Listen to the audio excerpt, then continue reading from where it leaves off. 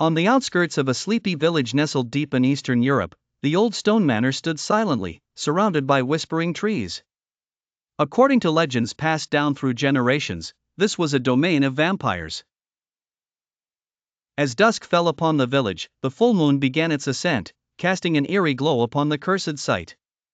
The villagers would hurry home, locking their doors and windows, praying that night would pass without incident. One brave soul, a young man named Elias with a penchant for the paranormal, decided to uncover the truth behind the manor's chilling reputation. Armed with nothing but his curiosity and a silver cross, Elias ventured into the darkness.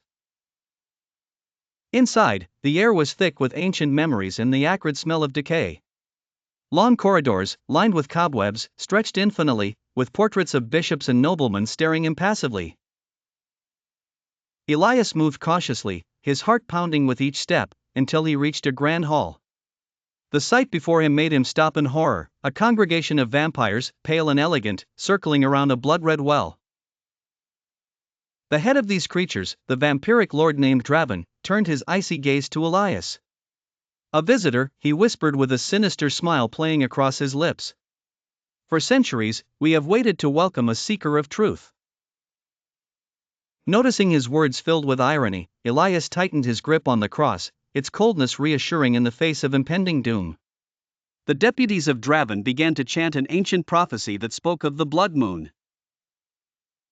Desperate to survive, he recalled fragments from forgotten tales: vampires despise light, fear the cross, and perish with severe wounds. Elias picked up a sword resting against an old armor stand, its blade glimmering in the dim moonlight. With a warrior's scream, Elias charged into the midst of the impossible battle, swinging wildly. To his surprise, Draven's minions recoiled, astonished by his daring assault. A climactic clash ensued. Elias fought valiantly against the swarm of eternal night, each swing fueled by fear and an unforeseen strength. The cross burned brightly, invigorated by faith, and drove back the ghastly horde. In the end, it was Draven who fell, consumed by the radiance of the cross as Elias laid it upon him. As Draven faded into shadows, his vampire coven vanished with him, leaving the manor silent once more. Elias limped out into the shadows of the waking dawn, his heart still racing with the legacy of the blood moon. As the villagers awoke safely, Elias knew that for them, the manor was finally at rest. Yet he pondered the thin line between courage and folly, aware that the cycle may one day begin anew.